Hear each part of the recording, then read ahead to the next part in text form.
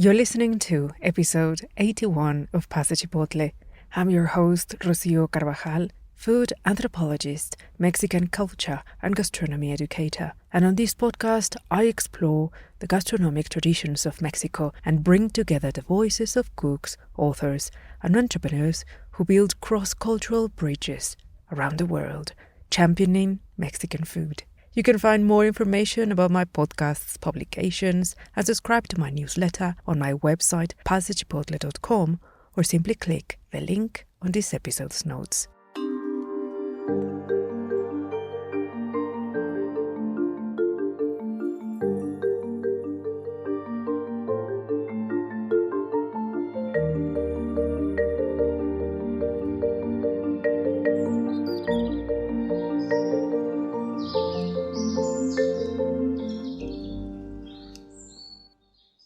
In recent years, food writing has become something very fashionable.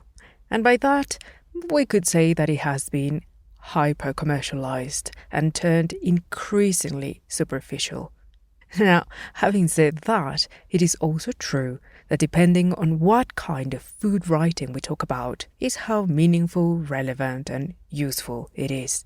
Modern technology has really lowered the threshold of accessing tools of dissemination, and we really only need a computer or a smartphone to create and share content, which has indeed enabled many voices that would otherwise be unheard to reach a global audience, from the home cook to the activist, the farmer, scholar, and journalist. The diversity of voices has been a refreshing and much-needed change.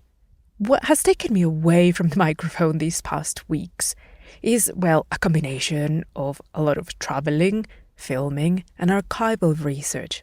The latter has been very exciting and somehow related to this episode.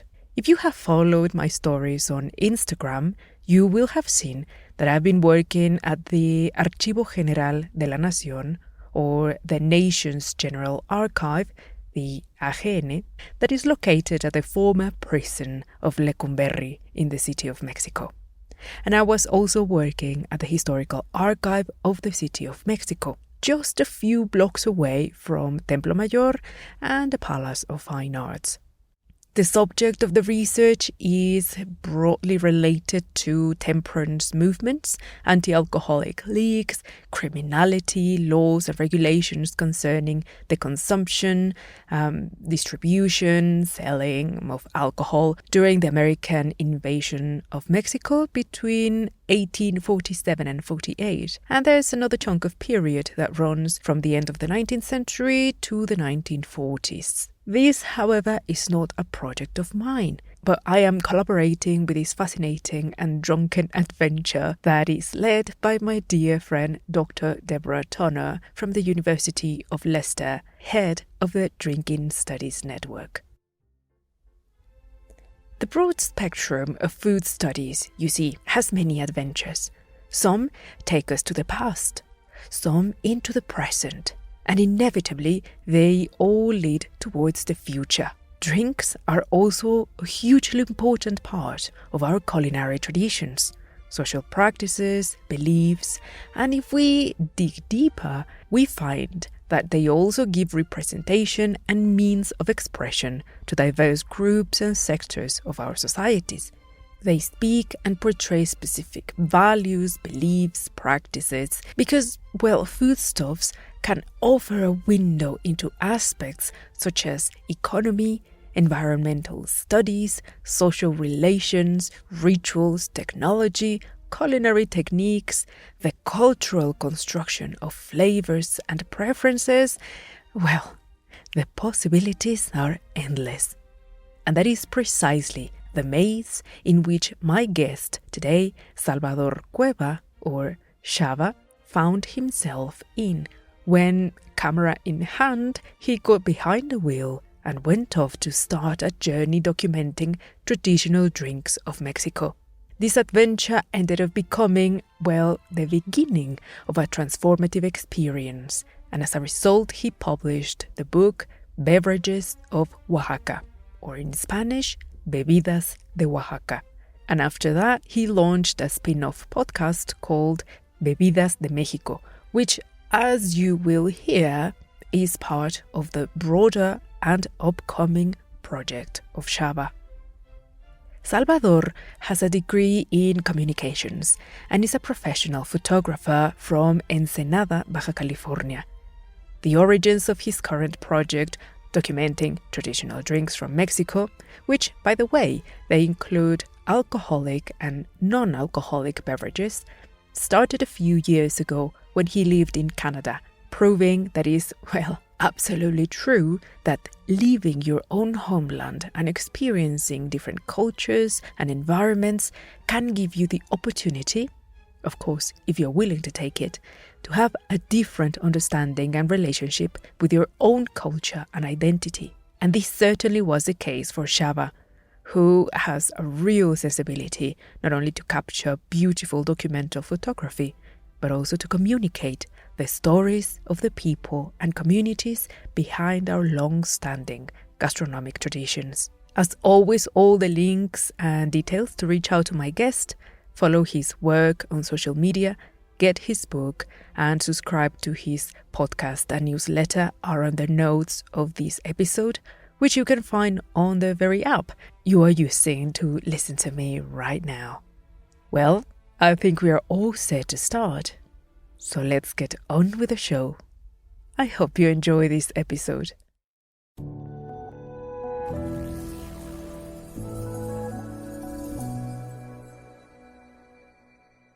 Salvador, Shava, oh my goodness, I have been chasing you for so long and I am so excited to finally have you here on the remote studio of Paz de Chipotle. You are so very welcome here. Thank you very much. Thanks a lot to you, Rocio. I'm very happy to be part of your podcast, and I'm very happy that you find the project. One project that I'm very proud is kind of my baby, and I'm very happy to talk about it. Of course, when I am so excited. Well, over the years, there's something like an niche that has become increasingly relevant in my work, in my research, and I find some similarities with your work. And in my case, I think it's the ideological construction of cultural heritage, of what we call in Espanol patrimonio. And specifically, something that I'm kind of not very comfortable and worried about is how, something that started with this idea of studying traditions started transitioning into kind of an obsession in like preserving culture. We need to protect it. We need to preserve it. As if it was something you can encapsulate like in amber, like a mosquito, and then use these traditions as cultural assets to generate income through cultural tourism or, to commodify, to sell it. And, obviously, these implications and consequences of just giving license to countries with national policies to use cultural practices as commodities. Well, it's very dangerous and has led to all sorts of, in my opinion, abuses. Go from cultural extraction, appropriation, and even bastardization of these traditions. No? And something that I really, I was very giddy. I was like, yes, when I was reading your book, that you are very clear about the fact that in your baby, as you call it, this first of many books, I hope, Beverages of Oaxaca, you say this again and again, that it is not a recipe book, despite of containing the recipes to prepare each and every of the drinks that you have documented. Because in the pages of this work, what people will find is that you have documented very carefully and, may I say, very warmly, glimpses of our very rich and long-standing culinary practices. So I have a lot that I want to know and ask, but let's take it easy. Let's go slowly and let's try and unpack this idea. Why don't you start sharing with us? What is the main difference that you wanted to create, to establish, with your book that sets your work apart from everything else that is going on around food? Yeah, it's a different story. because I began with an idea to travel. But before we get that, I want to talk about the risk, and we need to be very careful if we are like outsiders of a town, of a country, going there, taking a picture, sell the picture, or like me going there, making a book, sell the book. And there is a lot of more people from other countries doing the same thing, not like a book, but going there, take knowledge about ceramic, take knowledge about weaving, knowledge about food, knowledge about everything the Mexican culture is in Oaxaca. And everything that we take, I think like we need to give them like twice or triple or even more that what we are receiving. It's not like I discovered this beverage. That beverage has been there for many years. I just travel and I want to make a story of it. But yeah, that's why I want to say like we need to be very careful if we are foreigners in a place that is the Mexico Profundo, deep Mexico. We need to be very careful because sometimes we have the naive idea that they are poor, but it's the opposite. And we have the idea, oh, we should give them money, we should build them church, school, things that we think that they're gonna help them. But we don't stop and ask them what are the needs that they have. And I start with that idea too when I just arrived in Oaxaca. Like I'm going to travel, I'm gonna take pictures, I'm gonna share in a book, and I hope I'm gonna share the sales with them. But I was very wrong about it because the money ran away very fast. So I decided to stop that kind of help and not giving money, but tell them like the pictures are yours, the book is yours, you can do with this, like to help them promote their business. It's like a promotion. And there is a lady in a market. She asked me, well, specific, I want to put these pictures in my stall in the market. How much it costs? And I said, no, these pictures are yours. And I'm repeating this with a lot of people that appear on the book. Like I said, I didn't discover anything. I didn't find anything, and they didn't need my help. Even I'm Mexican, but I'm from the north. I'm from Ensenada, and I'm still a foreign in Oaxaca because it's another Mexico. It's another world, and they look at me like a foreign. No matter how much time I spend there, I have now 4 years, but I'm still feel like a foreign. So because of that, it's good. It's not a bad thing. I need to be very careful and respectful with the information that I share to the world, and because sharing a lot of information could be dangerous also for a town. That could be the worst thing that could happen.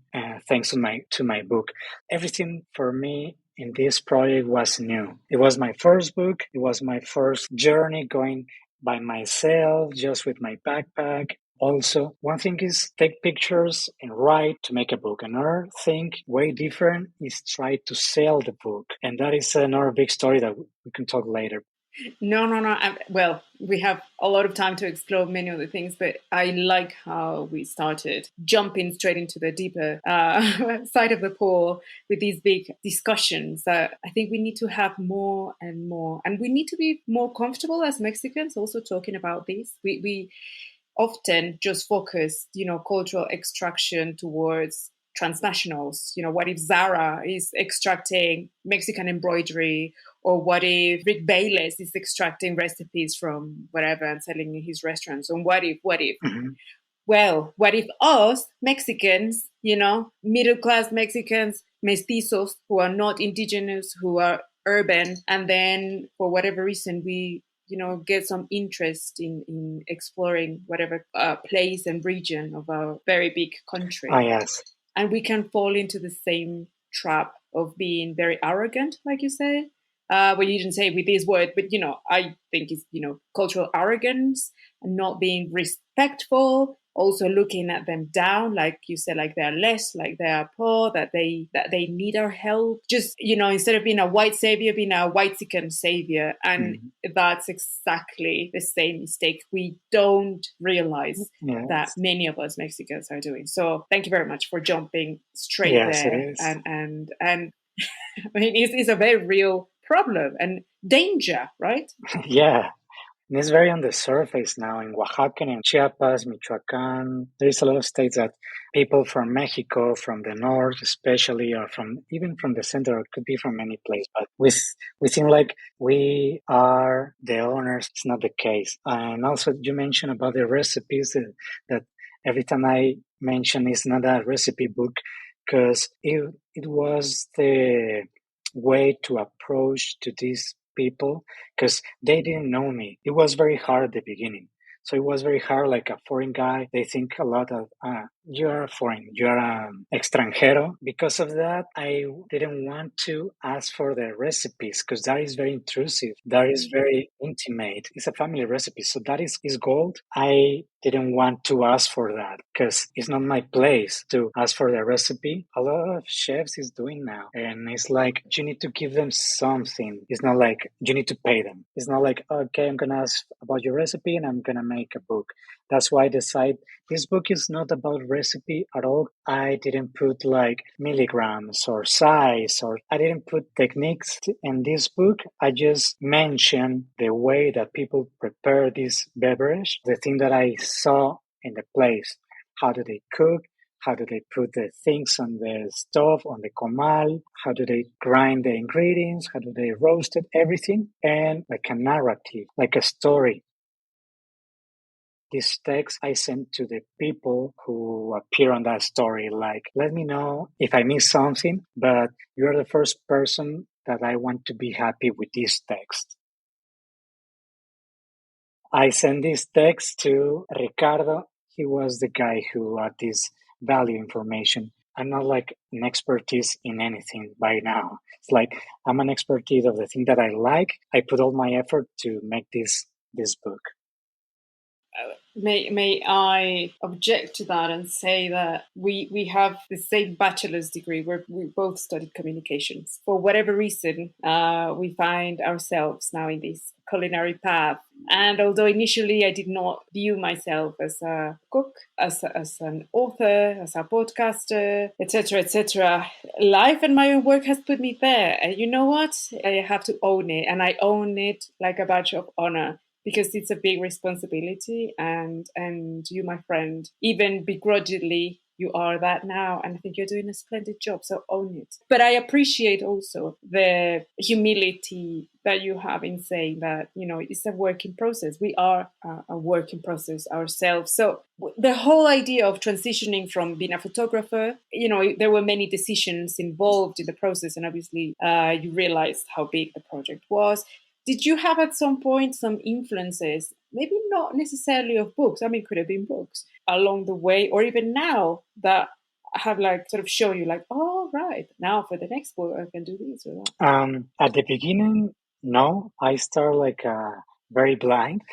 And at the middle of my travel in Oaxaca, I discovered an amazing book. This book is about clay, barro. Barro y Fuego is the name of the book.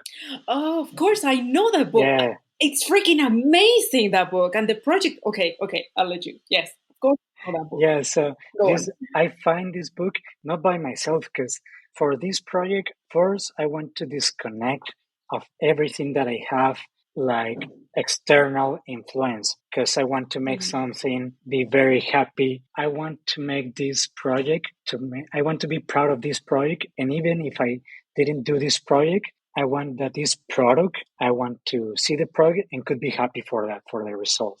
So that's why I didn't want to have these influences. But then in one brewery in Oaxaca, I meet a couple. This is funny because people who know me in Oaxaca, they know that I never mentioned that, oh, I'm Bebidas de Oaxaca guy. I never mentioned that. It's like a imposter syndrome, but also it's like, I don't want to say that because people change the perspective and change how do they treat you when they know who you are. So I was in the brewery and they mentioned this book. Stefano and Aurora is the name of the couple. They have a cafe, an amazing cafe in Oaxaca called Marito and Moje. So they mentioned the book and they say, okay, we're going to bring you this book. And this book is about one guy who decided to travel around Oaxaca to take pictures and take stories of the clay that they use for kitchen tools in Oaxaca. A couple of days after that, I went to their house and they lent me the book. And I was very amazed with every page that I was reading. I see the book, I read, I take a lot of pictures. I was like, I want to make something beautiful. As this is like kind of my guy, because Eric Mindling is a really good friend now, the author of the book. And we said now like we are kind of brothers because we share a lot of similarities together in our life in Oaxaca. I saw the book and I was, okay, this is going to be my path. I want to give to the people a map at the end of the book, and that map could help them. It's not very specific, but you have the names of the towns and you have the names of the regions. Obviously, you have more influences, but I'm not aware of it. Everything is influencing your work. So I just can mention Barro y Fuego of Eric Mindling. That is an amazing book. And he also have another book. I forget the name, but it's about textiles in Oaxaca. It's an amazing photographer. We make an exchange of books the day before of the launch of the book in Oaxaca. And he said, I bring you my second book. I want to make you exchange with you. And I was like, of course, like even if you don't give me your book, I'm going to give you mine because you're part of my inspiration. And he was the first guy who opened an English book. It was amazing.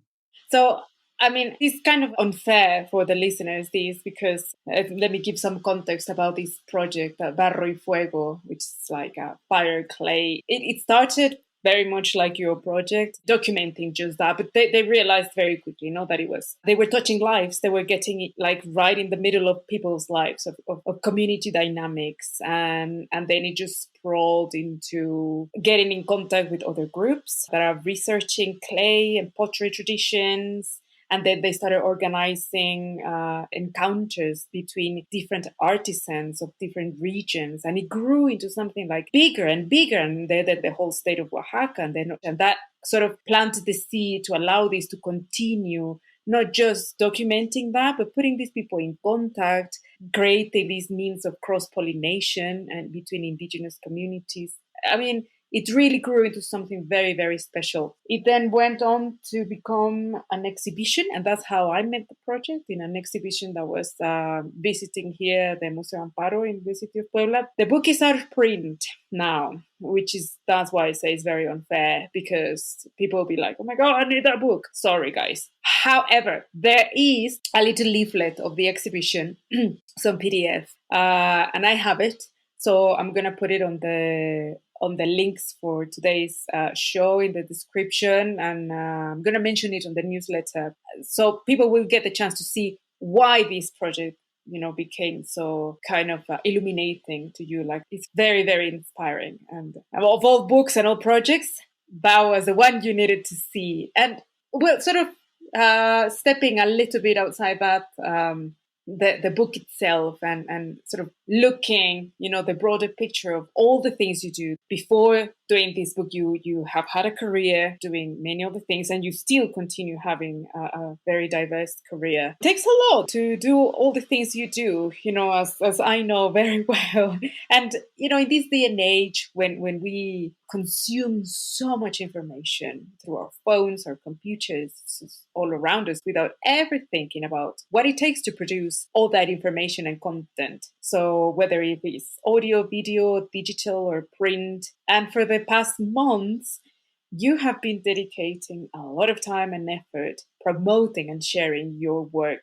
Just before we started recording, you were saying, well, one thing is to take the photos, then, oh my God, I need to make a book. Then you make the book, and then like, oh my God, it's not going to sell on its own. I need to create content to sell. And, it's just a snowball. I subscribe to the newsletter, so like I follow you on all the things you have been doing lately. And I've noticed how it has become increasingly important for you, not only to share the result, but also what you are sharing is the why. Why did I do it? Why should you buy it? Why is it different? What did it take to make it? How it might change your life? All the good questions, all the relevant questions, the value that you are bringing.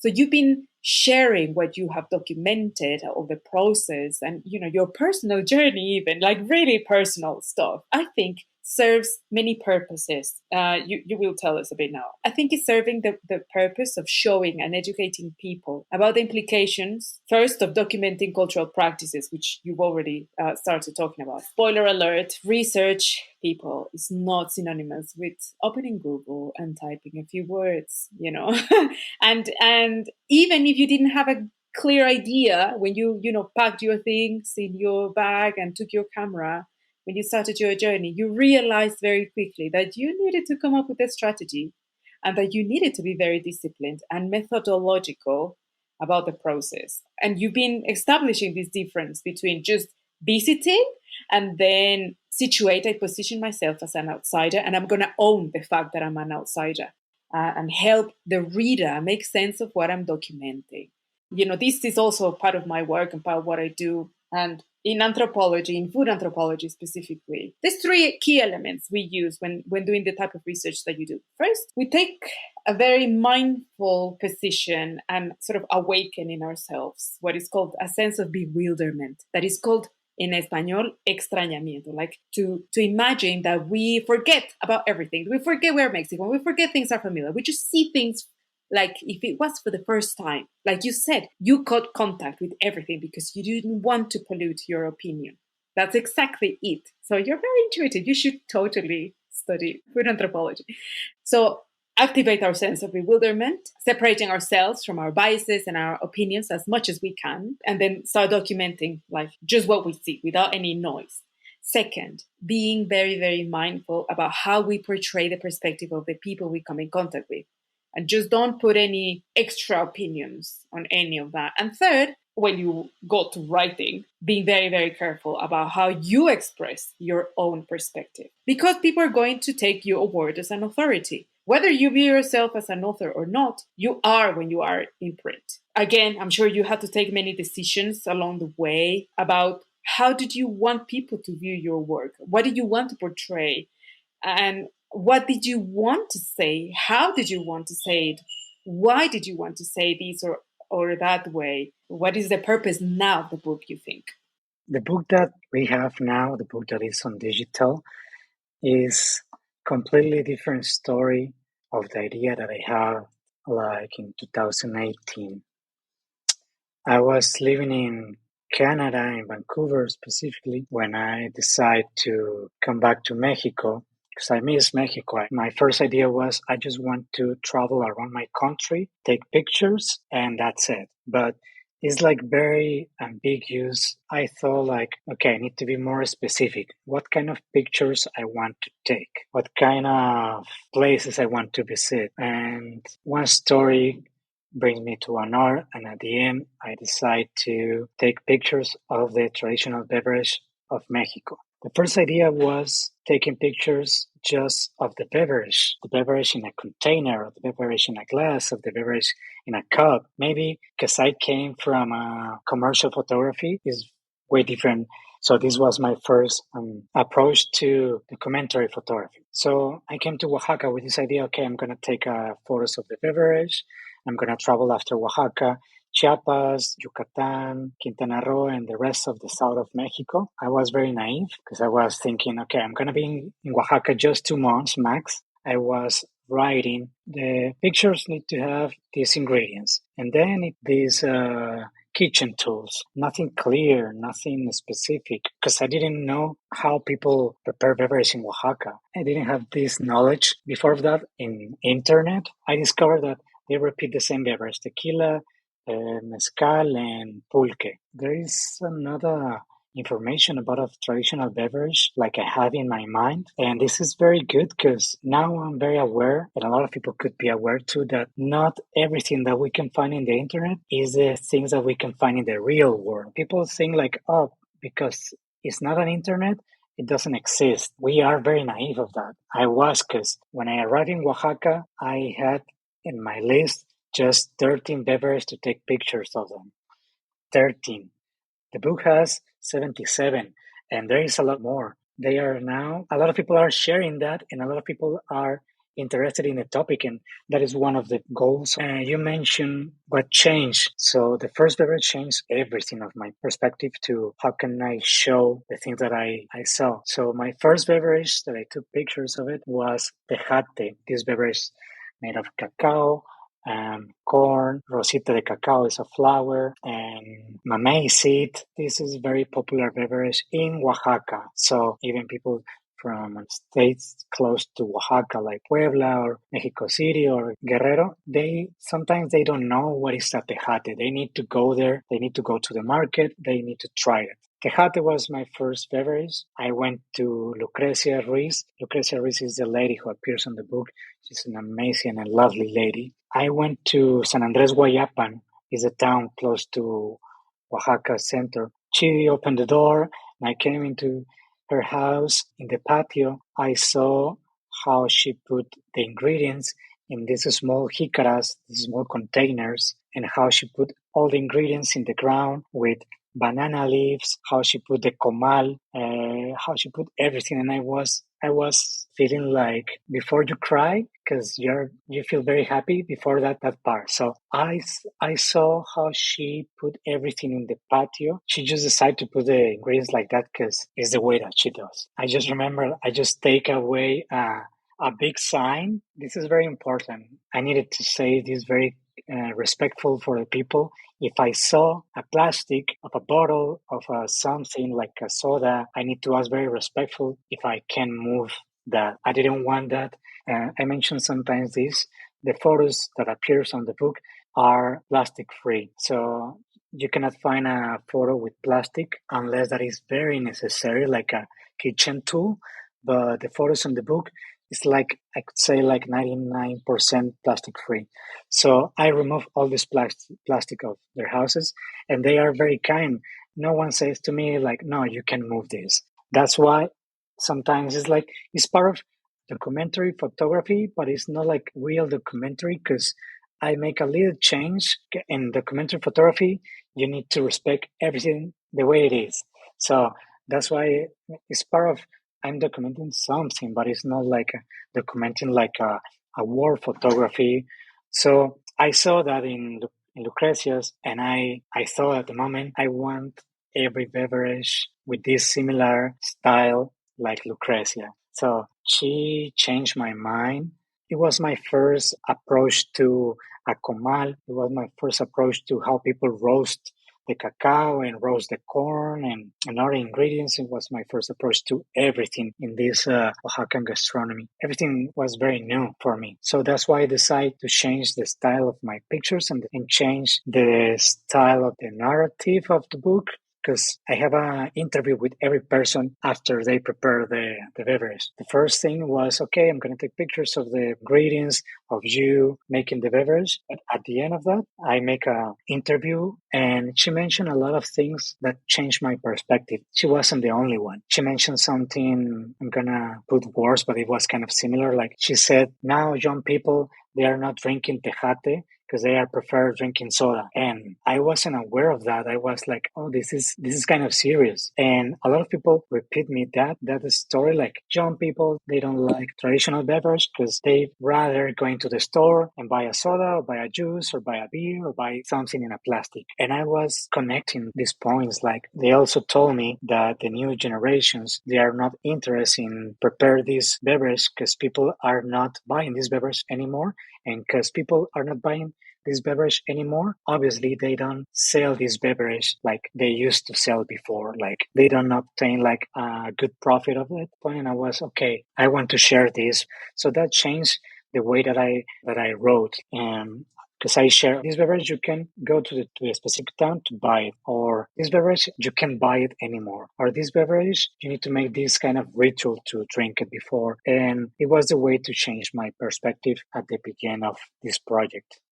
I see now exactly this shift because it's very, very palpable in your work. And well, again, for people who have not yet followed you on Instagram, for instance, where you put a lot of videos and reels where you are talking about the book, talking about your work, talking about your podcasts, I have to say something. Your work is very emotive. I can tell that you putting a lot of emotional commitment in what you do, that it matters to you, that is something that you profoundly care about. If people just watch your trailer for your book, like you get goosebumps all over, and it's just images. It's very powerful, the work you do. You've been talking about precisely this, how commercial drinks, refrescos, have been displacing traditional drinks, and why it's not okay, all the implications of it. Another thing that it changed at the end of this project, you mentioned that it was kind of a snowball of doing a lot of things, and that snowball hit me last year because as a photographer, you have a way on your back of the photos that you show to the world. Like it's the same as a writer. I share a lot, like you mentioned, photos, videos, and everything because I have a lot of material I share on Instagram. But it was like people say, you focus on one negative comment and you don't focus in like 100 comments. It was kind of a negative comment to mention. What are you giving to back to these people? And you're showing a lot of photos, you're showing a lot of videos, what they are obtained. So that hit me and I decided to stop the project last year. I was very tired. I also was the only person who packed the books and sent the books and week with delivery and orchestra man. So I was very focused on this and I stopped this project completely. I decided like, I'm not going to do nothing anymore with Bebidas. I'm done. I'm tired. And these people don't get profits. The people of the book, I don't know what to do. And I'm done. That was like, last year.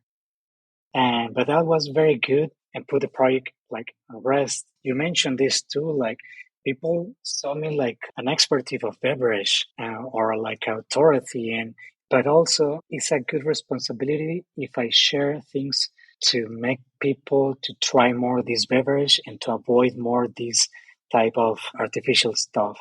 So because of that, I decided to come back and do more with this project. Now it's Bebidas of Mexico, but the Beverages of Oaxaca is alive, the project. I moved from my first ideas that I want to share. So now I'm more careful and respectful for the things that I share. If I'm going to share something, it's something that could help people. They could have more information about a place, about a person, about an ingredient, about a cooking technique, but they can obtain something. And also we mentioned the people behind of that beverage. And if they're going to Oaxaca, they can reach them. But there's a lot of things more that I want to do with these people, and that's why I decided to make this project bigger. Yeah, there is another big change, but there is a lot more, but it was the two big ones.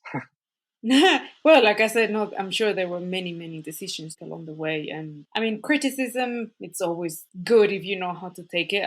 Some other types of criticism, you just have to ignore it. But sometimes, it helps you really question how and why you want to do things. And it's kind of echoing as well with the work that I'm sure you know, the Fundación Tortilla. Rafa, who is a pioneer in promoting in the digital space all this content, but also being very, very mindful and very careful and very respectful of people's work.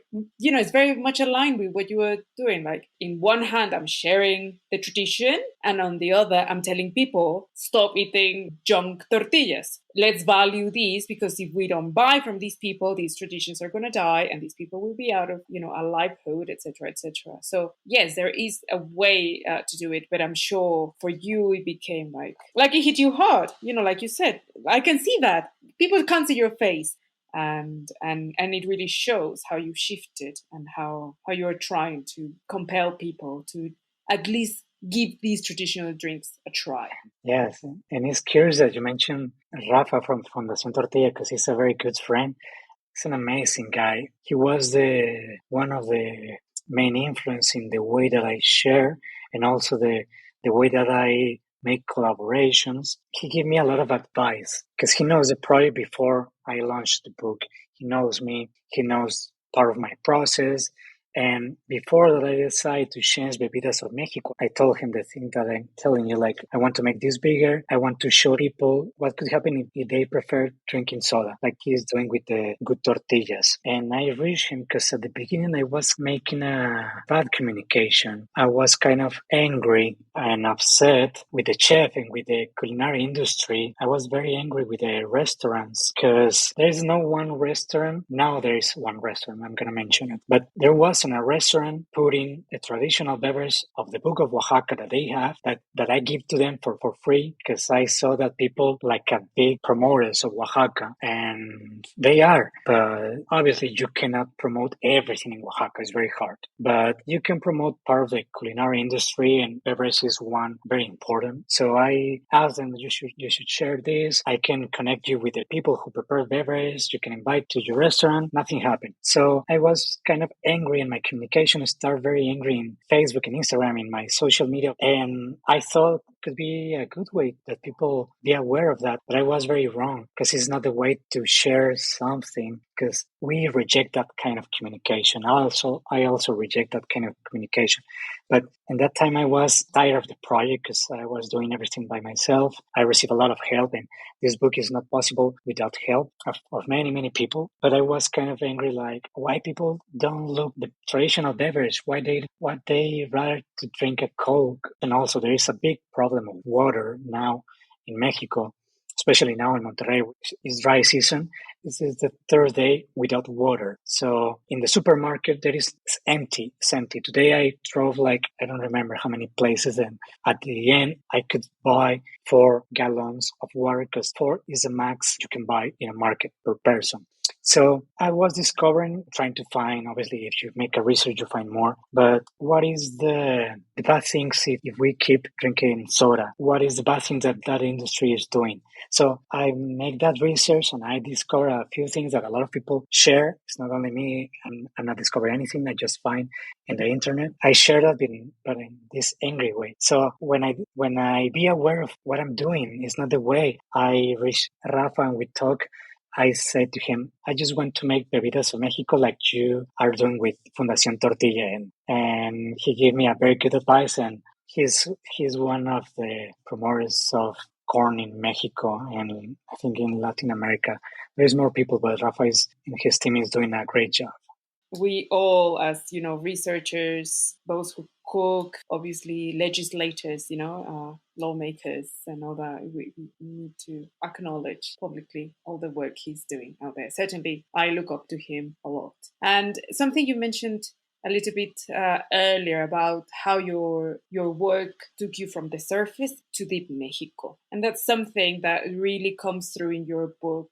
And that's something that really drew my attention. And I was like, I need to talk to him. Like, people need to listen how he came to this point. Learn also from the process and your experience. And let's give some context about Deep Mexico. So Mexican anthropologist Guillermo Bonfil Batalla, he coined this expression, México Profundo, that is the title of one of his most important books. I'm going to put the link. There are versions in English about his book. And like how we whiter morenos, still morenos, right? But we historically have been detached geographically, culturally, and in many other ways with the other realities of our Mexico. We had to and still have to do a lot of work to understand, to go and create these encounters with the real Mexico, with that Mexico Profundo that is still very much need of being heard and listened and understood, which is something that you are doing. And again, I see that as you got to that point, which is also how I view my work, in which food, and in your case these beverages, are just an entry point. Could have been pottery, right? Or embroidery. It is just an entry point really to start addressing much bigger issues of our Mexico and also of ourselves and also of who we are. Because as Mexicans, if the world doesn't know, we have an ongoing identity crisis. It is very much there. And I think, I don't know about you, but certainly my own work has made it worse and made it better at the same time, and has helped me sort of find and stand my ground, find more about myself, and decide what kind of relationship do I want to have with my roots, with my African roots, with my Spanish roots, with my indigenous roots, right? And what is the responsibility that I need to have when coming in contact with all of these cultures? So, what does it speak about my Mexicanness, Mexicanidad, right? My work. How do I want to portray it? How you want to portray it? What do you want Mexicans who read your book to feel about Mexico? And how do you want non Mexicans to shift when reading your book?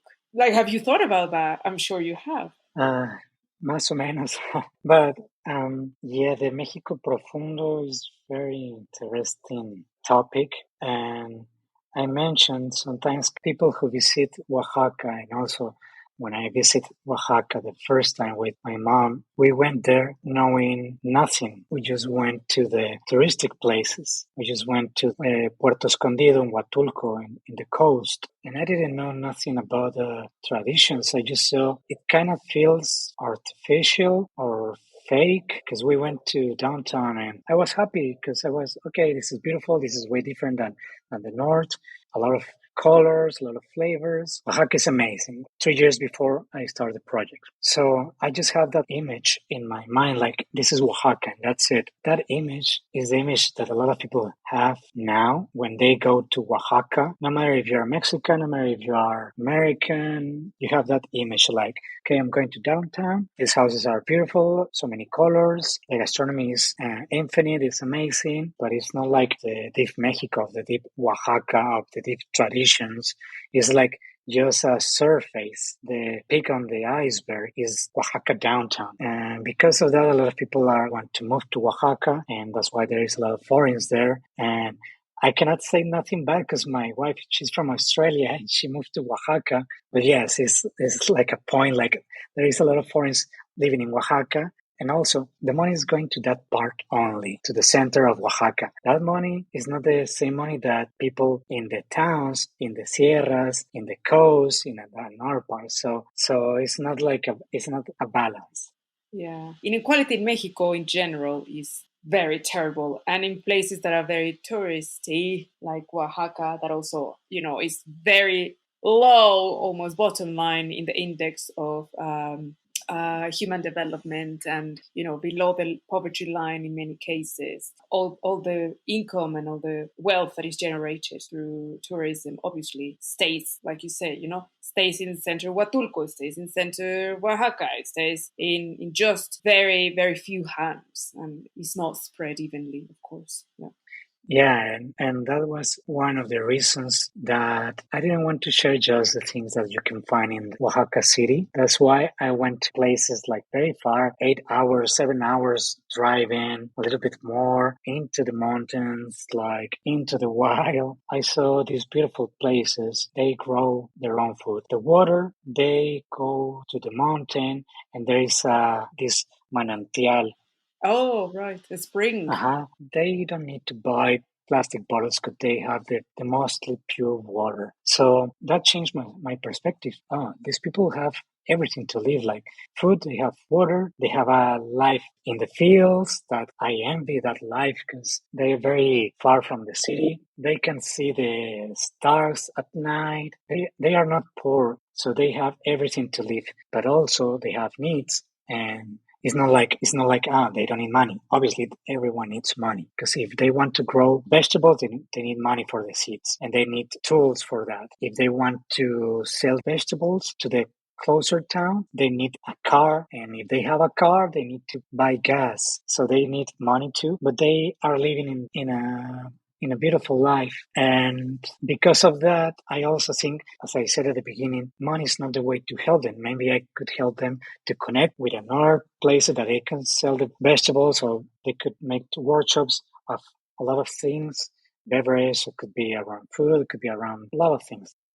Uh, it all started with understanding, creating this opportunity to be in deep Mexico and just having you facing that reality and then thinking, well, let's rethink puppetry. Yeah, because of that, I took pictures of everything, of the kitchen tools that they use, and also the houses and the place. You asked me, how do I want that people see this project, Mexicans and foreigners? I just want to show the other realities, because there is a lot of realities. There is a lot of Mexicos. It's one of 100 of realities that we live in this country. I just want to be aware of that. I just want that people, when they saw these pictures that people use in a comal or they roasted this ingredient, they don't think like, oh, poor lady, she doesn't have a spoon. I don't want to show in a bad way. I want to show the reality that I saw. I just want that when they go to these touristic places in Mexico or in another country, I want that they be aware that it's not the reality. It's just a surface in Mexico. It's like, this is for gringos. This place is for gringos. Like also Cancun, also Playa del Carmen. I'm laughing because you can tell if you're Mexican, you can tell, oh, this is fake. This is just for gringos. This is just for foreigners. And even they don't have a spicy sauce because the foreigners don't like spicy sauce. So Yeah, right. It's all staged. yes, it's a representation, and that doesn't mean that it's bad too, because Mexican peoples are getting profit of that, but also a lot of foreigners are getting profit of that. So I just want with this project to see this book like invitation to know more the things that they can see when they visit a place. For Mexicans, it's the same. Like in Monterrey or in Baja, they are very surprised about my journey. You need to discover by yourself. Yeah. And I think you do an excellent job. But obviously, you realize that images are very powerful, that you decided, okay, this is out of my expertise and I need to reach out to someone that knows a bit more than me and get a different perspective and see what comes after that. And that sort of takes me back to when I collaborated in an academic book that was called Authentic Recipes from Around the World. So the premise was very similar to your project. So it was about consuming authenticities, time, place, and the past in the construction of authentic foods and drinks. And in the making of this book, we try to analyze and deconstruct many things, many big issues, including the notion of authenticity, which is now very much in fashion. So this was like your book, a collaborative research, and for this one, I co-wrote a chapter that was on pulque with a friend, Deborah Tona, who, by the way, kind of related to your work. She leads an international, very cool project that is called the Drinking Studies Network. And there was another drink in this book that was also about Welsh craft cider. Craft brewing is very big also now in Mexico. We're discussing these things about authenticity, about tradition, all of these things linked to food practices. It came up a lot, the role of memory, meaning the past, and bringing the past to the present, making this knowledge relevant today. And ultimately, it revealed how foods and drinks shape and reflect our culinary identities. We really are what we eat in many ways, and we shape them in our own cultural image as well, of course. Very much like you discovered, we also analyze the impact of tourism and mass production, and then how tradition is diluted. And also migration, whether it's internal migration and the social tensions, in between different indigenous groups, in between classes, in between, many factors that you came across. And I think that's when you realize that, oh my God, I think I need some help. And that's when you reached out to Luis Ricardo Bonilla Casarin, who is a culinary researcher and a lecturer. If I'm not mistaken, was back then working in Tijuana, but now he's in the Culinary Arts School in San Angel in Ciudad de Mexico, but he's also, continuously doing collaborative projects. So first, people just see the final product, but, they're not aware of all the things that had to happen. So how did you find him? How did you decide that you needed help? And what was the collaboration like? Yeah, I find him not because I want to find someone. It was kind of a destiny. Everything happened for a reason. After Canada, I went to Ensenada to visit my family and prepare everything before my journey. So I visit restaurants in Valle de Guadalupe in Ensenada to take pictures of the food for free because I need a portfolio. Because my first idea to make this project profitable, it was, okay, I'm going to travel around Mexico and I'm not going to be able to work a lot. And my first thought was, okay, I'm going to take pictures in the restaurants and maybe I can obtain free food. And also, if someone wants to hire me, I have these pictures to share in my portfolio. So that was the first idea. I went to one restaurant in Valle Guadalupe and I met a chef. She's from Michoacan and we talk about food, about project because there's not so many people from Michoacan in Ensenada. So I was kind of curious. She told me you should reach Ricardo because he was my teacher in culinary art school in Tijuana. He knows a lot, so he's the guy. Well, first I sent a message. Sandra from Once Pueblos is the name of this restaurant. I'm doing this project. She told me like you can help me with contacts. Ricardo, he's from Mexico City. He was very kind of abrupt, I think. He told me, okay, nice to meet you. Amazing project. What I'm gonna obtain with this help that I'm gonna give to you? What is gonna be my profit? And I was kind of okay, if you need photos, I can give you photos for free. So we have a call, and he was very kind in the call. He was very different. He was, okay, this project is amazing, but he mentioned this. A lot of people reach him with projects, but the projects never succeed. He mentioned this also that a lot of people reach him and they don't give him the credit. Because of that, we talk and talk. He said, okay, if you're going to Oaxaca, you should reach this person, Cibeles Colmenares, and Celia Florian, and Ixchel Ornelas, Rogelio Chavez from Putla, and a lot of more people. Ricardo told me, like, you already have your editor? And I said, I don't have nothing. I'm going to travel next week. I have my camera and my bag. I don't have nothing. And he asked me, I could be your editor. And I said, yes, you're my editor now. We didn't make a deal at the beginning, but when the project started getting bigger, we talk, and that's why I said, okay, what if we do this like in collaboration and both of us appears on the cover of the book? I don't have a problem with that. Even if it's my idea, even if I travel, I start a blog with this project, and in the blog, I put everything that I wrote and the pictures. I send the link of the blog to him. We have 10 beverages now. We have 15 beverages now. We have 25 beverages now. And he was like more into the project. This is not fake. It's like he's doing a research, and he started working like a few months before we finished the book. Since the beginning, I told him, I don't want to make this book an academic book. I want that people can read this book like I can read. Like, I don't want like these fancy words. And I want that you respect the thing that I wrote and you consider the things that you want to add. And then I edit him with the things that he wrote. So it's a collab. At the beginning, he wrote a lot of pages of introduction, a lot of pages of ingredients he wrote. He's a writer, so he wrote a lot, and I was, no, this is too much. We need to make a summary of that. Even though the book is like, it's a big book. It was a good collaboration. Also, Cuauhtemoc Peña, he's the editor of the book because we make this edition, but like in-house. But before you publish a book, you need an editor specialized in that specific topic. Cuauhtemoc Peña, he's an amazing editor, and he corrected us. It was a pain at the beginning because Cuauhtemoc is a professional guy. He was an amazing editor. Like I said, one thing is make the book, and one other thing is to sell the book, and one other thing is like the ego part. Like, okay, this is my project. It's just gonna be my name. It's like, I'm very happy to share this cover with Ricardo. The other thing is the videos that I made, the photos, and the podcast. So I don't have help in that. So that's why it's like just Shava Cueva.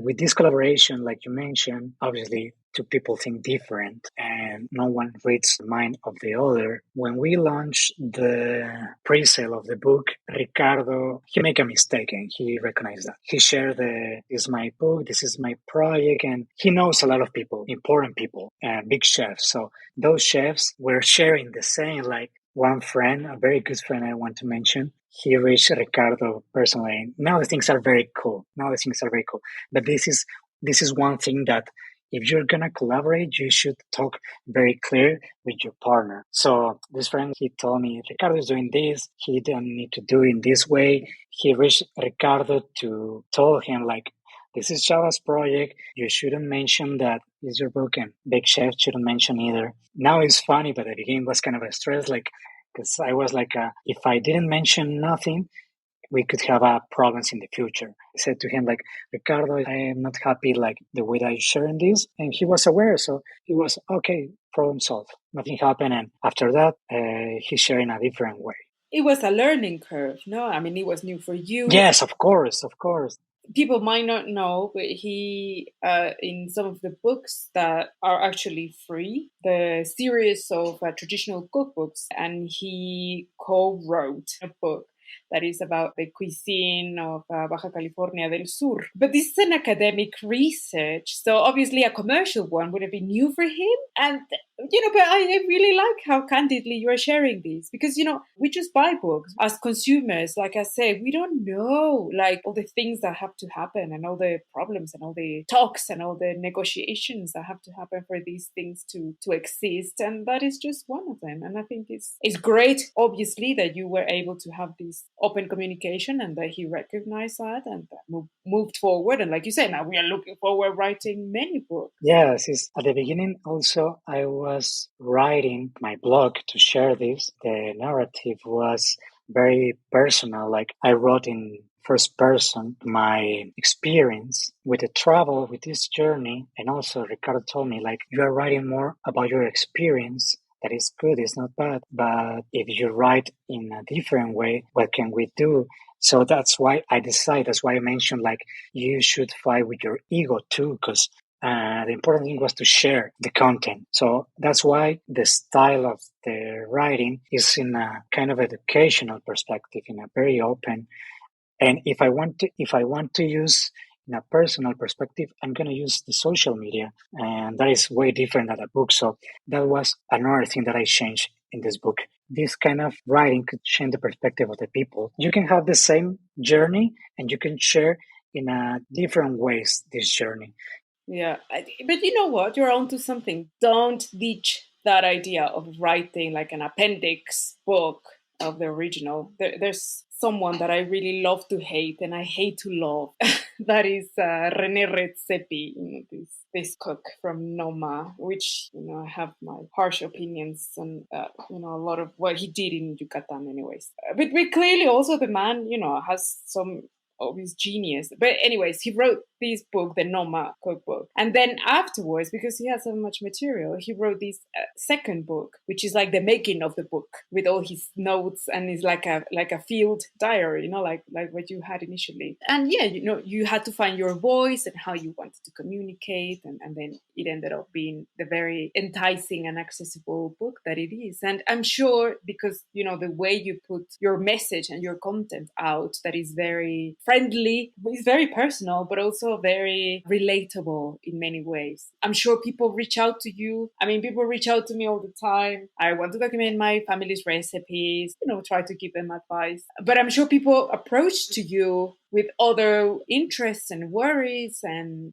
what has been the response? We're talking about the process of making your journey, what changed, and all this big build up to make this book, and they put it out there. But what has been the response? What have people said to you? How they reach out to you, and what do they ask? Mostly specific of Oaxaca. A lot of people reach me on social media and they ask me, recommend me a place to stay in Oaxaca, or recommend me a restaurant, any kind of different themes outside of the book. I make some suggestions sometimes, but I think that if I'm going to make a suggestion, it's going to be related with beverage. But also I have received people that this book inspired them to travel or to take pictures, start selling beverage, or they ask me, like, how do you do in social media? How do you share all of this content? I answer very honest, like, for travel is, if you have an idea and you need to just do it and just travel. Because sometimes we think that because we are not an expertise in a topic, we are not allowed to share things related with a topic. That is in my case. My first time that I saw a comal, it was in Oaxaca. And before that, I already have this idea to make this book of the traditional beverage. My first time that I tried traditional beverage was in Oaxaca. So before of that, I have the idea to go in to take pictures, but you cannot focus in the whole journey. You focus in the first step, like what you need to do first. Okay. After that, you're trying to reach more people and knocking one door and knocking another door, and a lot of doors going to be closed. That happens to me at the beginning. It was very hard. It's not easy. I suggest the people is like, if you're gonna commit to this project, you need to commit like 110% to this. You need to do a lot of sacrifice. You need to know that this is a lot of time investment, money investment could be, but sometimes it's like the money that you put never come back, but it's not the main goal. You need to be very clear about your goal. My goal is share the preparation of this beverage. That's it. If something good came after that, very welcome, and I'm going to do my best to share that with more people. And that's why I start writing the newsletter. I'm going to keep doing that because now it's kind of abandoned that because I have more work. And that is another thing that now that I mentioned that you need to do a lot of sacrifice. And I did this project in 2 years, a little bit less, since I have the idea to I make the launch of the book in just 2 years because I didn't look at other things. In Oaxaca, you know Oaxaca. So if you know Oaxaca, you go in there, you know that if you're going to a place, you're going to see a lot of new things, traditions, culture, food. You're going to see a lot of things. So I was kind of overwhelming at the beginning. As a photographer, I want to take pictures of everything. I was, okay, I'm going to take pictures of this artesano or this food or this tradition or this event, this party, this ritual, everything. And I was talking with myself, no, your goal here is beverage. And I was like a horse, like a focus goal. I was thinking, no, I'm going to do it and I'm going to do it as soon as possible because I don't have money to do it. And if I take more time, I need more money. That wasn't an option. Another thing that helped me is I didn't have a girlfriend at that time. So that was helpful in a way that you have a complete time just to your projects. But that doesn't mean that if you have a wife that I have now, that doesn't mean that I cannot doing another project like this. Just be aware, like if you need to share your time with more people or more projects, obviously this project is gonna take you more time. So that's why I finished the project in 2 years. I was living with my savings, and also I was coming here to Monterrey to spend the Christmas with my best friend. But 23 of December, I met my business partner, and like as Ricardo, the universe connect us in a way that if I asked for that, it wouldn't have happened. A friend invited me to lunch. It was a birthday. My friend, he was part of this catering, and I was at that time going to parties to connect people, try a lot of mezcal. So I went to the place and I was sitting, and in front of me was the wife of my business partner. We started talking, and they asked me like, "Oh, what are you doing here? Where are you from?" And we started talking about traditional beverage, and the project appears. The magic happens, and we connect. We drink a lot of mezcal too. By now, I'm not drinking anymore. I have 1 year and a half that I'm not drinking alcohol. I quit. Me too. Me too. I stopped drinking alcohol after many years, and I was like, I'm done. I drank my share. I'm retiring. Yes. Exactly. Yeah, I drank. I think I drank for 3 people because in Oaxaca, for 3 lives, because in Oaxaca you drink a lot. So I'm very happy. I feel amazing. So we drink, and this guy told me, "Your project is amazing. How can I help you?" And I want to be part of it. This guy told me, "What are you gonna do now?" By then it was kind of a 9 p.m. or 10 p.m. It was, and my flight at the next day was kind of 8 a.m. I said to him, I'm just going to my place and I'm gonna sleep because I have my flight tomorrow.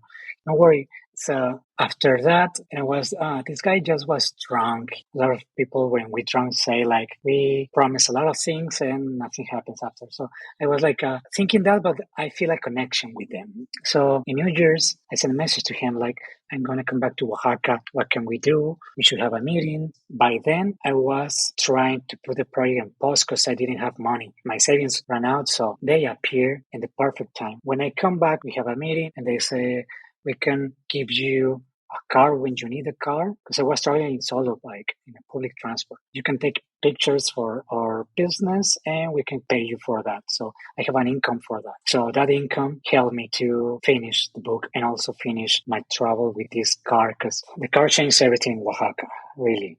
It was all very serendipitous for you then. Yeah, my advice to the people who want to start a project, they don't need to think in the money, because if you are doing your project with your heart, the money comes after. So my business partner, he paid a big part of the print, because the print to make a book is the expensive part. Without him, I could make a crowdfunding or something, but it was way easier with him.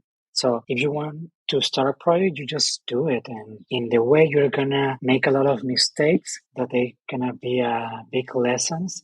And you're going to make that mistakes just once. That is the good thing about mistakes. It's the best way to learn, like do things by yourself, improve, and that's it. It's for everything, not just for this project. If you want to take pictures, I give the same advice. If you want to make podcast or any another kind of project, just start. Like one step gives you another step, and so on. Mm-hmm. I think in the end, like you say, just boils down to, well, three things in my experience. So I've also have had my boyfriend by my side coaching me since day one and just like pushing me like, just do it, come on. What's the worst thing that can happen? And so it's these three things. Find your why are you doing it? So being very clear, like you said, just have that focus, because you will come across many things that you will be attracted to, but just keep in mind one thing. Find your why are you doing it, and then ask yourselves, why does it matter, right? If you're going to do something like content or a book or a project for people to buy, well, it has to have some value. So why it matters, right? Just because it's nice doesn't mean that it matters. So find why it matters so that people will get something out of it, right? So it is the why doing it, why it matters, and then why should people care? So and that's the message that you have to create in your platforms, right? Why people should care about these beverages. What's so important about chocolate drink? What's so important about, just one agua fresca de piña? Like, what's all the fuss? Well, the whole fuss is that you came to understand that it's supporting long-standing family traditions, that is supporting the memory, the identity. And well, that's me putting words there because I've already read the book. But you've been sharing so much of your journey and how you find your voice, how you transitioned from, a commercial background to find yourself into doing documented photography, capturing life and traditions. But for people, something we haven't touched that much is your podcast. Now that we're talking about the why should people care and why it matters, tell people why they should listen to your podcast, Bebidas de Mexico, and what kind of content you're putting out there. Yeah, that is kind of a tricky question. I agree with you. But if you're doing something like we are in social media and sometimes we share something and sometimes we have 2 likes, 3 likes, and why we should care about this? First, when I changed that, it changed everything because I was kind of overwhelming of social media and I was kind of why people don't drink this traditional beverage. And I was wrong because I was looking to the other side. The main side was why Shava Cueva want to share this. So why Shava Cueva care about this and what I care about this photo or this caption or this story. And if I share something that I really care, that is gonna hit another person and that's gonna hit another person and so on. So I'm not doing this for people. I'm doing this for me. Sounds very selfish, but it's the way that helped me to don't hear bad voices or don't put attention in social media.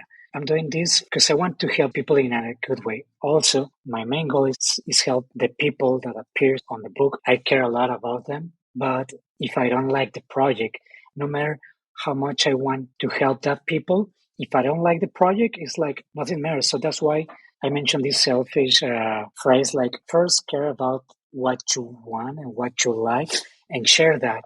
It's like this analogy that a lot of people do in the airplanes. Like when if something happening, if a turbulence happening in the airplane, if you're traveling with a kid, first you're going to use the mask and then you're going to put the mask on your kid. If you're not going to be able to help someone, it's like, I don't know if I'm making a mistake with this. I get it. Yeah, like if you're not buying what you're doing. Exactly. if it's not important to you, and if you don't have that sense of urgency and say like, I care so much about this, or I'm so passionate about this that I want you to be passionate about, well, if I'm not buying it, no one is going to buy it. Like, just simple as that. Yeah, it's the best way is share with the example, and people are gonna think like why this person is very passionate about this project. I'm speaking about any kind of project. Why this person is very passionate. What is on that? I want to know, and they are committed. Why people should hear the podcast or should buy the book. This book is not just about the beverage. It's about the deep Mexico that we mentioned before. It's about traditions. It's about people. It's about ancient culture, about mixed cultures, because a lot of ingredients and cooking techniques are not only of Mexico, and we need to be very aware of that. And the truth is like we are a mix of everything. It's not that we have 100% just one culture. So it's a mix with ingredients or with the cooking techniques, with the techniques that people grow the ingredients, or there is a mix, so you can see where the ingredients came from and where the cooking techniques came from, and also you can see one reality different than reality that you are gonna see if you're going to just Oaxaca city. So if you like to travel, this book is for you because you're gonna see a lot of pictures. The most important thing I believe is the gastronomy and the culinary part, because chefs are you mentioned that before, like people see the chef like they are the main ones in the gastronomy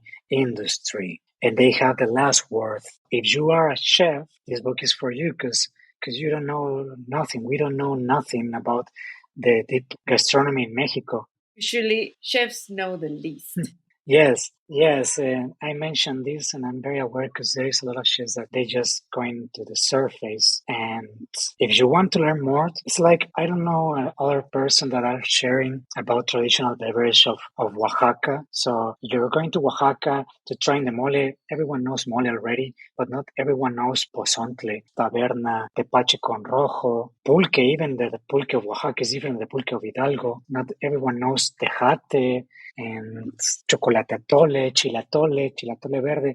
There is 77 beverages on the book. So big chefs trying to emulate to do the same thing that the other big chefs is doing, and small chefs has copy them. I'm not saying that it's bad because there's an amazing book called Still Like an Others, and it's Austin Kleon is the author. You need to make your own voice.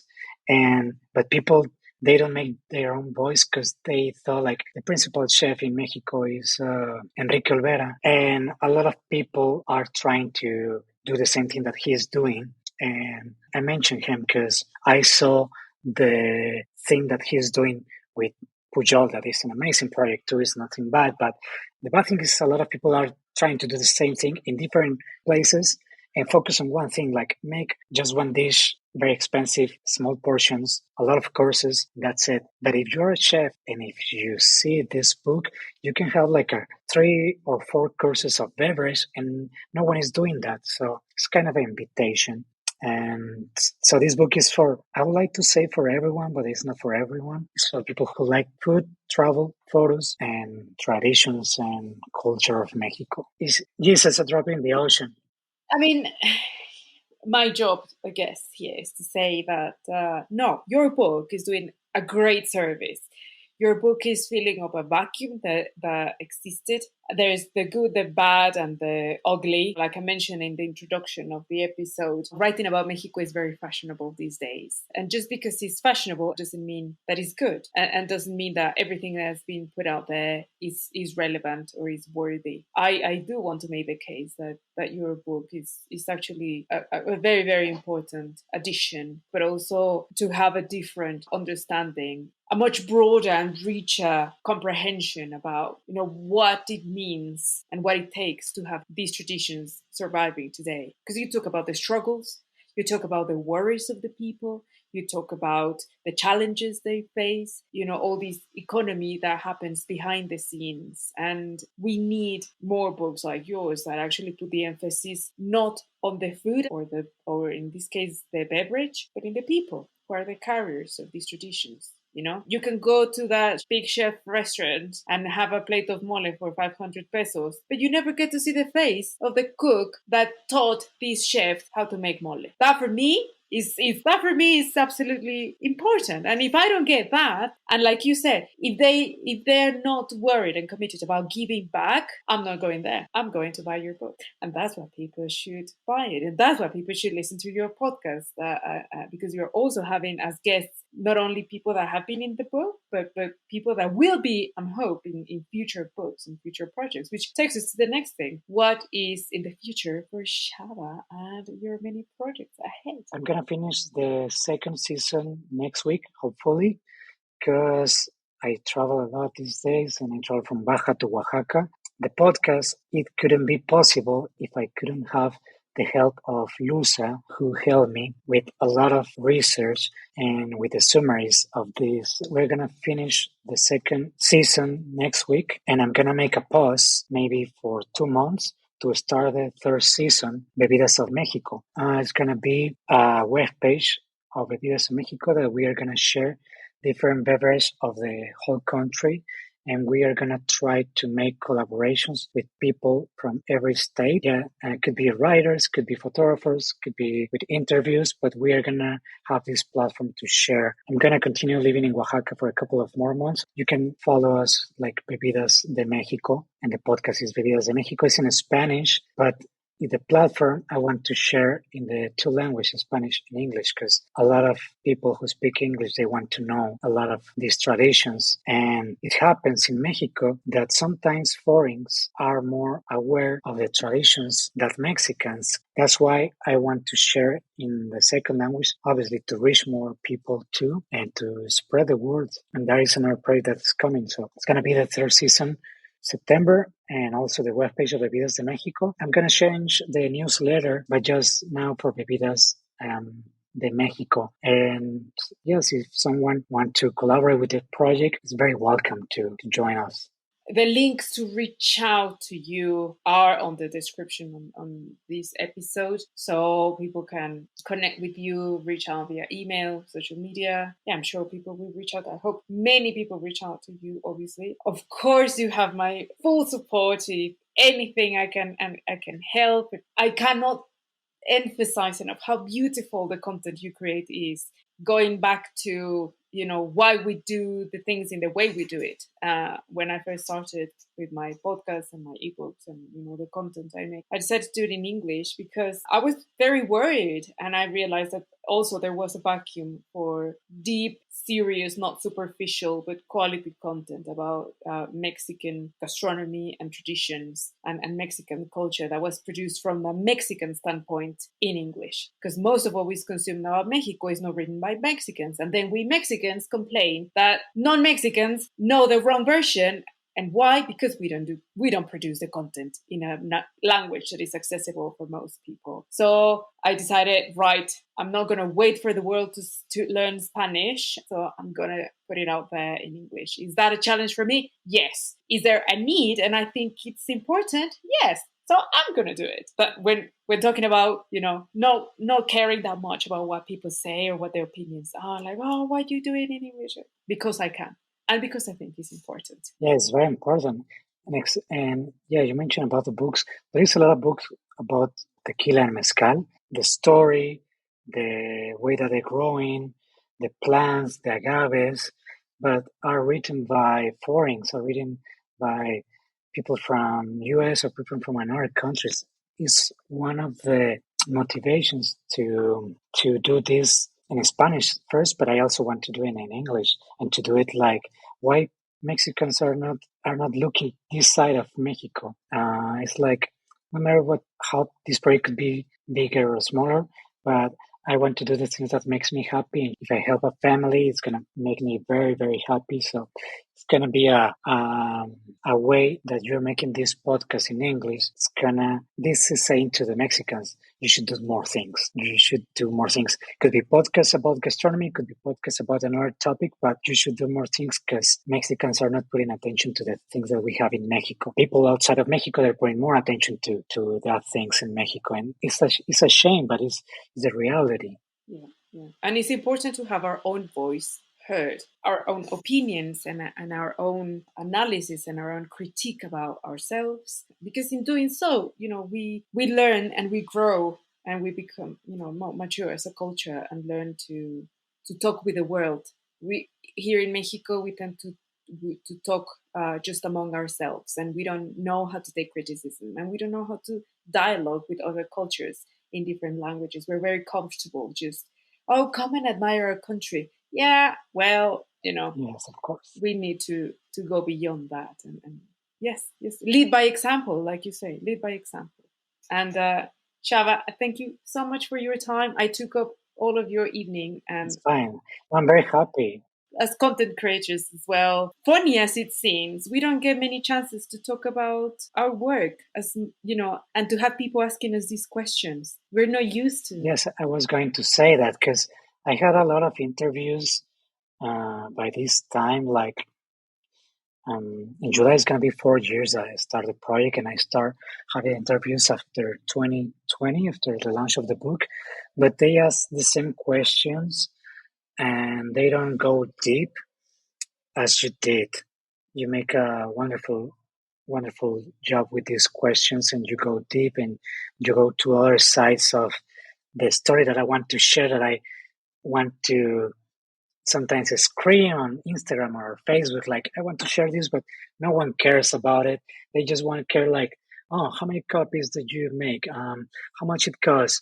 Or how long it took you to make this? And this kind of, okay, this is important too, but there is more questions that you can go in a project, not only this one, in a lot of that. So you make a wonderful job with this question. So thank you so much. Oh, thank you. Because, like in your book, in these interviews, you, the people who put the work out there, are important to me, and your stories are important for me. And I think it's really, really key for people to listen to that. So I thank you for opening your heart to do this very rich conversation. I'm very, very happy. Of course, we want you to have money to do more projects. So people need to buy your book and ebooks. Hello, you never run out of ebooks. So people in English, get the book in English. Give it as a gift. You can also give it as a gift. Do the beverages. If you can, travel to Oaxaca.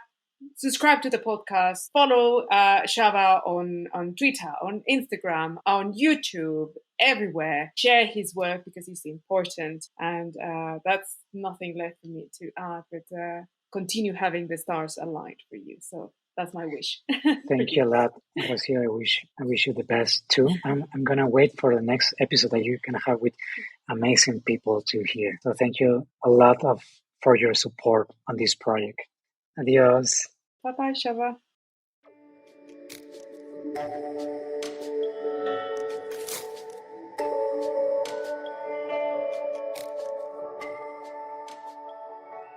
Thank you for listening. This episode was produced and presented by me, Rocio Carvajal. The contact details, social media of Shava, as well as the links to get the beautiful book Beverages of Oaxaca in English or Spanish are on the notes of today's episode, which you can find on your podcast app. And on that list, you will also find links to get the books we mentioned during our conversation, some of which were Deep Mexico or México Profundo, Reclaiming a Civilization by Mexican anthropologist Guillermo Bonfil Batalla, and the very enticing book Still Like an Artist. If you haven't subscribed to my newsletter, well, let me give you 3 good reasons to do so. First, it is free. Second, it only comes out when I release an episode of the podcast, so there's no spammy content at all. And third, I always add and suggest accompanying references, books, shows, articles, and resources that I have found useful and happily share them with you. The link to subscribe to my newsletter is also on the notes of the show. As I was editing this episode, I was packing up again, but this time I will be crossing the ocean blue and will share postcards from the other side on Instagram, so make sure you follow me over there. Well, that's it for today. I raise my glass for you, my friends. Until the next time.